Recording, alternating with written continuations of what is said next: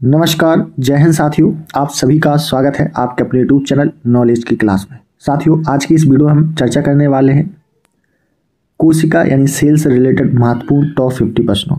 जी हाँ, और ये हमारा पार्ट दूसरा है। पहला पार्ट हम अपलोड कर चुके हैं जिसमें हमने टॉप 50 प्रश्न डिस्कस किए हैं, तो उसकी जो लिंक है वो हम डिस्क्रिप्शन में दे देंगे, तो पार्ट 1 आप लोग जरूर देख लीजिएगा।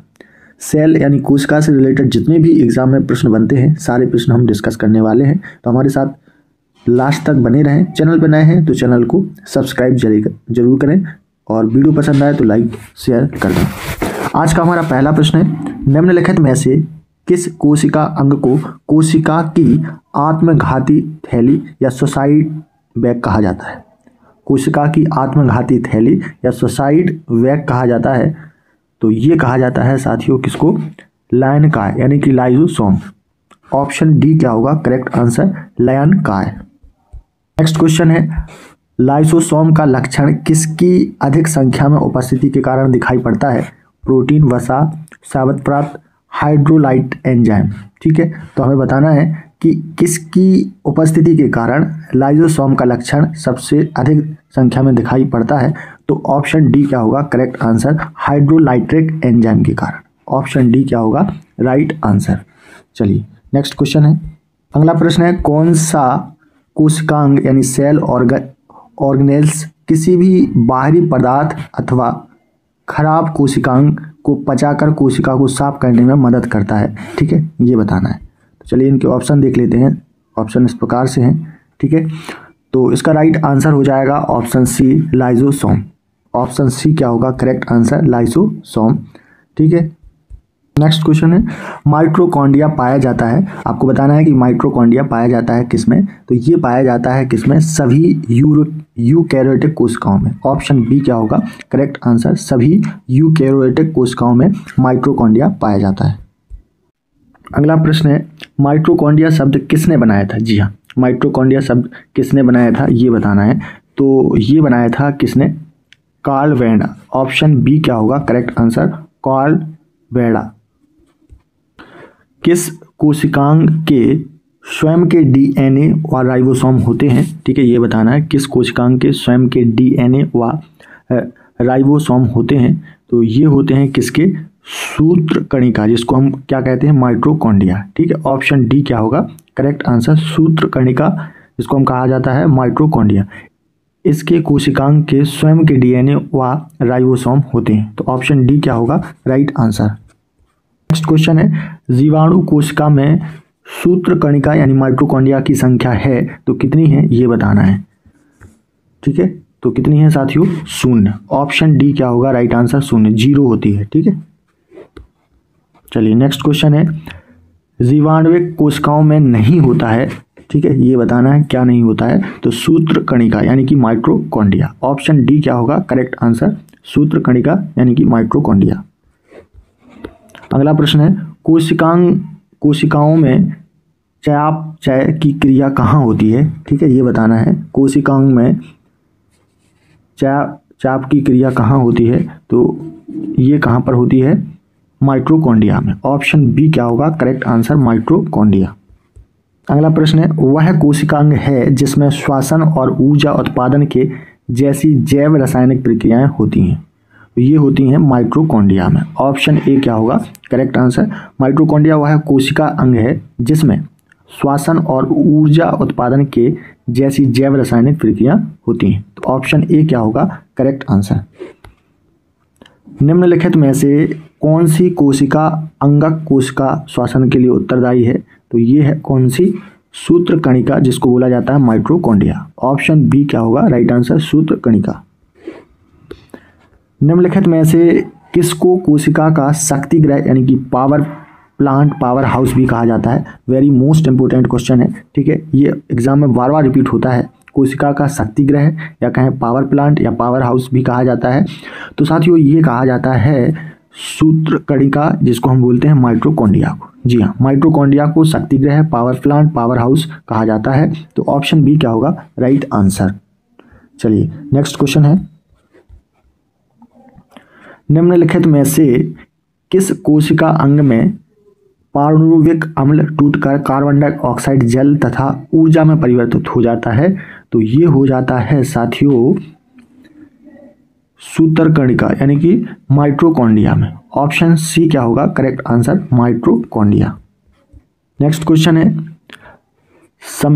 ससीम केंद्र की कोशिका में निम्नलिखित में से कौन सा कोशिका अंगक जीवाणुविक कोशिकाओं के पार्श्वबंधन या परिग्रहण के द्वारा विकास प्रक्रिया के दौरान प्राप्त होता है, तो ये होता है माइटोकॉन्ड्रिया। ऑप्शन डी क्या होगा करेक्ट आंसर, माइटोकॉन्ड्रिया।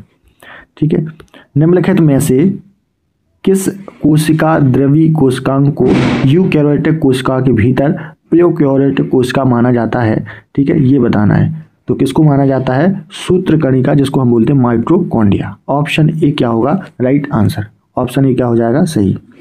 चलिए अगला प्रश्न है, निम्नलिखित में से कौन सी कोशिका अंगक वनस्पति तथा पशु कोशिका दोनों में उपस्थित होता है? इंपोर्टेंट प्रश्न है। ठीक है, तो ये होता है किसमें? सूत्रकणिका, जिसको हम कहते हैं माइटोकॉन्ड्रिया में। ऑप्शन डी क्या होगा करेक्ट आंसर, सूत्रकणिका यानी कि माइटोकॉन्ड्रिया। निम्नलिखित में से कौन सी कोशिकांग केवल पादप कोशिका में स्थित होती है? वेरी मोस्ट इंपोर्टेंट प्रश्न है। ठीक है, आप लोग इसे याद रखेंगे। कोशिकांग केवल पादप कोशिका में स्थित होती है, उपस्थित होती है, तो साथियों ये होती है प्लास्टिड में। ऑप्शन बी क्या होगा करेक्ट आंसर, प्लास्टिड। प्रकाश संश्लेषण वनस्पति कोशिका में स्थित होता है, तो क्या होता है? क्लोरोप्लास्ट। ऑप्शन बी क्या होगा राइट आंसर, क्लोरोप्लास्ट। प्रकाश संश्लेषण वनस्पति कोशिका में स्थित क्लोरोप्लास्ट होता है। चलिए नेक्स्ट क्वेश्चन है, कौन सी कोशिकाएं पौधे के विभिन्न अंगों को जन्म देती हैं और पौधे को बढ़ने में मदद करती हैं? ठीक है, बताना है कौन सी कोशिकाएं पौधे के विभिन्न अंगों को जन्म देती हैं और पौधे को बढ़ने में मदद करती हैं। तो ये करती हैं मेरिस्टेमेटिक। ऑप्शन सी क्या होगा राइट आंसर, मेरिस्टेमेटिक। जो कोशिकाएं होती हैं ये पौधे के विभिन्न अंगों को जन्म देती हैं और पौधे को बढ़ने में मदद करती हैं। साथियों आपको वीडियो पसंद आ रहा है तो वीडियो को लाइक शेयर जरूर करें, चैनल पर नए हैं तो चैनल को सब्सक्राइब जरूर कर लें। नेक्स्ट क्वेश्चन है जो हमारा एग्जाम में बहुत बार रिपीट हो चुका है ये प्रश्न, निम्नलिखित में से कोशिका का नियंत्रक केंद्र कौन है? जी हाँ, कोशिका का नियंत्रक केंद्र कौन है? ठीक है, ये बताना है। तो कौन है? केंद्रक। ऑप्शन ए क्या होगा राइट आंसर, केंद्रक। चलिए दूसरा प्रश्न है, एक कोशिका के केंद्रक में कौन सा द्रव्य होता है? ठीक है, ये बताना है एक कोशिका के केंद्रक में कौन सा द्रव्य होता है? तो ये होता है न्यूक्लोप्लाज्म या कहें कि केंद्र द्रव्य। ठीक है, ऑप्शन सी क्या होगा राइट आंसर, न्यूक्लोप्लाज्म केंद्रक द्रव्य। ठीक है, एक कोशिका के केंद्रक में द्रव्य होता है। ऑप्शन सी क्या होगा करेक्ट आंसर। नेक्स्ट क्वेश्चन है, निम्नलिखित में से किसको किसी कोशिका में अचल संपत्ति माना जाता है? तो ठीक है, किसको अचल संपत्ति किसको माना जाता है? न्यूक्लिक अम्ल को। ऑप्शन डी क्या होगा करेक्ट आंसर, न्यूक्लिक अम्ल। निम्नलिखित में से न्यूक्लिक अम्ल हेतु एकलक कौन है? तो ये है कौन? न्यूक्लियोटाइड। ऑप्शन सी क्या होगा right answer, nucleotide. Option c क्या होगा सही। डीएनए का पूर्ण रूप है, ये आरआरबी एनटीपीसी में भी पूछा चुका है, एसएससी में पूछा गया प्रश्न है, ये एसएससी CHSL में आया हुआ है ये प्रश्न। डीएनए का पूर्ण रूप है, तो डीएनए का जो पूर्ण रूप होता है वो है deoxyribo nucleic acid. Option D क्या होगा correct answer, deoxyribo nucleic acid. अगला प्रश्न है, डीएनए की द्विसूत्री या कहें कि द्विकुंडलिनी संरचना का पता लगाया था, तो ये किसने लगाया था? तो ये लगाया गया था वॉटसन और क्रिक के द्वारा। ऑप्शन डी क्या होगा राइट आंसर, वॉटसन और क्रिक के द्वारा डीएनए की द्विसूत्री संरचना का पता लगाया था। ऑप्शन डी क्या हो जाएगा सही। चलिए नेक्स्ट क्वेश्चन है, डीएनए कोशिका के डैश में प्रमुख रूप से संग्रहित होता है, तो क्या होता है? नाभिक। ऑप्शन डी क्या होगा करेक्ट आंसर, नाभिक। नेक्स्ट क्वेश्चन है, निम्नलिखित में से नाभिक यानी कि न्यूक्लियस के अलावा किस कोशिका अंगक में डीएनए होता है? तो ये होता है माइटोकॉन्ड्रिया में। ऑप्शन डी क्या होगा राइट आंसर, माइटोकॉन्ड्रिया। न्यूक्लियस के बाहर डीएनए कहाँ मिलता है? ठीक है, ये बताना है न्यूक्लियस के बाहर डीएनए कहाँ मिलता है? तो ये मिलता है माइटोकॉन्ड्रिया में। ऑप्शन सी क्या होगा राइट आंसर, माइटोकॉन्ड्रिया। चलिए नेक्स्ट क्वेश्चन है, डीएनए परीक्षण विकसित किया गया था। तो डीएनए परीक्षण विकसित किया गया था, तो ये किया गया था डॉक्टर एलेक जेफरी द्वारा।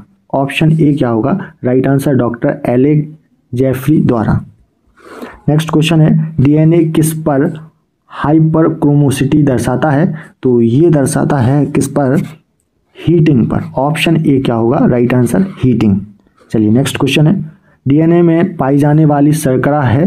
तो ये है पेंटोस। ऑप्शन सी क्या होगा राइट आंसर, पेंटोस। डीएनए में पाई जाने वाली शर्करा है पेंटोस। चलिए नेक्स्ट क्वेश्चन है, डीएनए में थाइमिडाइन द्विभाजी संरचना किसके कारण होती है। ठीक है, ये बताना है। डीएनए में थाइमिडाइन द्विभाजी संरचना किसके कारण होती है। तो साथियों ये होती है यूवी किरणों के द्वारा। ऑप्शन बी क्या होगा राइट आंसर, यूवी किरणों के द्वारा। चलिए नेक्स्ट क्वेश्चन है, जीव कोशिकाओं में आनुवांशिक लक्षणों के नियंत्रण में निम्नलिखित में से कौन सा उत्तरदायी है। ठीक है, ये बताना है। तो कौन सा उत्तरदायी है, डीएनए। क्या है, डीएनए उत्तरदायी है। अगला प्रश्न है, एक डीएनए में 20,000 बेस जोड़े हैं, इसमें से कितने न्यूक्लियोटाइड उपस्थित होते हैं या होंगे। तो कितने होंगे, ठीक है, ये बताना है। तो ये होंगे 40,000। ऑप्शन बी क्या होगा करेक्ट आंसर, 40,000। नेक्स्ट क्वेश्चन है, निम्नलिखित में से कौन डीएनए रहित होने पर भी द्विगुणन करता है। ठीक है, तो डीएनए रहित होने पर द्विगुणन कौन करता है, ये बताना है। तो कौन करता है साथियों, तारक केंद्रक यानी कि सेंट्रोइड। ऑप्शन सी क्या होगा करेक्ट आंसर, तारक केंद्रक। अगला प्रश्न है, एचआईवी द्वारा उत्पन्न एंजाइम है जो पोषी कोशिकाओं के डीएनए के भीतर एचआईवी के डीएनए को संगठित करता है। तो ये करता है कौन, एंटीग्रेज। ऑप्शन सी क्या होगा राइट आंसर, एंटीग्रेज। नेक्स्ट क्वेश्चन है, जीन है, वेरी मोस्ट इंपोर्टेंट प्रश्न है। तो जीन क्या है, तो जीन है डीएनए का एक भाग। ऑप्शन ए क्या होगा राइट आंसर, डीएनए का एक भाग। जीन बने होते हैं, तो जीन किसके बने होते हैं, तो ये बने होते हैं पॉलीन्यूक्लियोटाइड से। ऑप्शन डी क्या होगा करेक्ट आंसर। अगला प्रश्न है, आरएनए का एक बहुलक अणु है, इसका पूर्ण रूप क्या है। इंपोर्टेंट प्रश्न है। तो इसका जो पूर्ण रूप है वो है राइबोन्यूक्लिक एसिड। ऑप्शन बी क्या होगा करेक्ट आंसर, राइबोन्यूक्लिक एसिड। चलिए नेक्स्ट क्वेश्चन है, आरएनए का प्राथमिक कार्य होता है। तो आरएनए का जो प्राथमिक कार्य होता है वो होता है प्रोटीन संश्लेषण। ऑप्शन बी क्या होगा करेक्ट आंसर, प्रोटीन संश्लेषण। क्वेश्चन नंबर 92, राइबोन्यूक्लिक एसिड यानी कि आरएनए में निम्न में से कौन सा नाइट्रोजन युक्त क्षार उपस्थित नहीं होता है। तो कौन सा नहीं होता है, थाइमीन। ऑप्शन सी क्या होगा correct answer, thymine. Next question है, आरएनए में थाइमीन के स्थान पर कौन सा बेस होता है। ठीक है, ये बताना है। तो कौन सा होता है, यूरेसिल। ऑप्शन सी क्या होगा करेक्ट आंसर, यूरेसिल। अगला प्रश्न है, राइबोजाइम्स होते हैं तो क्या होते हैं, ये बताना है। तो ये होते हैं आरएनए। ऑप्शन बी क्या होगा करेक्ट आंसर, आरएनए क्या होते हैं, राइबोजाइम्स होते हैं।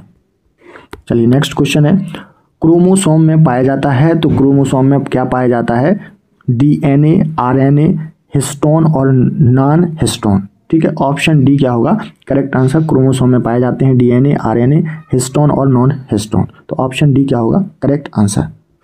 चलिए नेक्स्ट क्वेश्चन है, सामान्य कोशिका में डीएनए से आरएनए तक आनुवांशिक जानकारी के प्रवाह की प्रक्रिया को कहा जाता है। तो क्या कहा जाता है, प्रतिलेखन। ऑप्शन ए क्या होगा राइट आंसर, प्रतिलेखन कहा जाता है।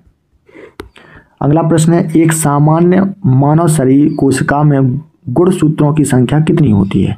ठीक है, ये बताना है।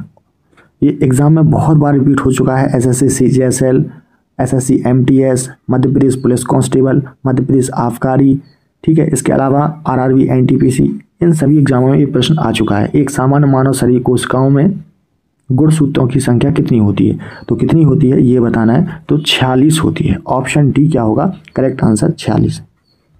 अगला प्रश्न है, मानव शरीर की कोशिकाओं में पाए जाने वाले गुणसूत्र जोड़ों की संख्या कितनी होती है, क्रोमोसोम पेयर्स की। तो इसकी साथियों होती है 23। ऑप्शन डी क्या होगा करेक्ट आंसर, 23। चलिए नेक्स्ट क्वेश्चन है, चिंपांजी की कोशिकाओं में पाए जाने वाले गुणसूत्र यानी जोड़ों की संख्या कितनी है? ठीक है, ये बताना है। तो कितनी है साथियों? 24। ऑप्शन सी क्या होगा करेक्ट आंसर? 24। चलिए आज का अंतिम प्रश्न देख लेते हैं। बंदर की कोशिकाओं में पाए जाने वाले गुणसूत्र यानी जोड़ों की संख्या है कितनी है, ये बताना है। तो कितनी है? 21। ऑप्शन ए क्या होगा राइट आंसर? 21।